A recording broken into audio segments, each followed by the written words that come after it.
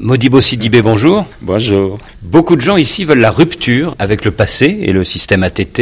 Est-ce que vous, au contraire, vous n'incarnez pas la continuité ? Je ne sais pas ce que vous appelez continuité. Pour ma part, une candidature a été sollicitée par beaucoup de populations sur la base de ce que je pouvais avoir accumulé comme expérience, comme compétence.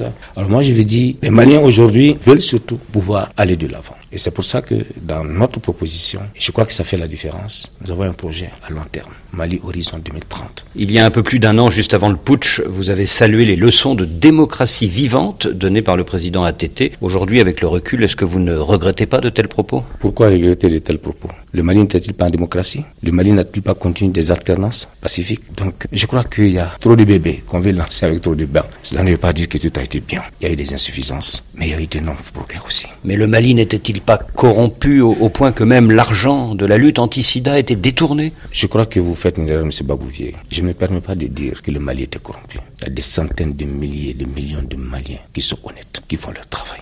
Et vous avez vu comment ça a tourné cette histoire de Fonds mondial ? Le Mali n'était pas le seul pays qui était concerné. Il y a eu oui, mais c'est un scandale, ce détournement de l'argent contre le sida. Tout détournement de l'argent est un scandale. Tout détournement. Oui, mais plus encore quand il s'agit de l'argent pour soigner les malades du sida. Oui, ça, vous ajoutez le côté humain qu'on sort, mais tout détournement est un scandale. Alors moi, je crois qu'il faut être mesuré. Personne ne peut dire qu'il n'y avait pas de corruption. Personne ne peut dire aussi que le Mali était un pays corrompu. Aujourd'hui, vous dites que les Maliens ont besoin d'un second souffle, mais avec quel oxygène ? Oh, l'oxygène de l'espérance, avec notre État, avec des capacités économiques rénovées. Donc d'abord la refondation de l'État ? J'ai dit que l'axe majeur est central. C'est l'impérieuse nécessité d'avoir un État fort, un État juste. C'est la dorsale de tout.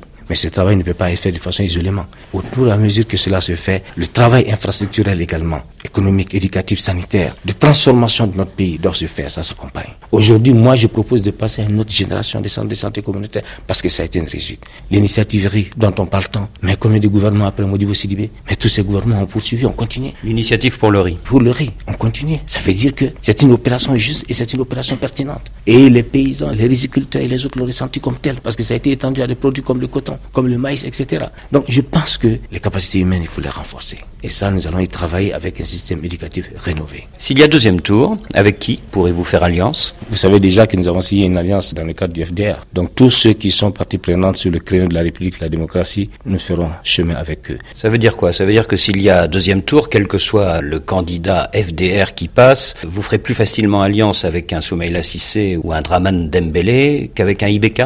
Mais c'est pas nouveau. Je viens de vous dire qu'on a signé un accord. Et cet accord lie tous les partis du FDR, notamment l'ADEMA, l'URD. Et donc, quelle que soit la situation, si c'est l'un ou l'autre, nous sommes obligés d'aller dans le respect de cet accord. Est-ce que vous craignez la fraude ? Tout le monde doit veiller à ce que le vote soit sincère. À ce qu'il n'y ait quelque influence de quelque nature que ce soit. Influence de qui ? De quelque groupe que ce soit. Vous pensez aux militaires peut-être ?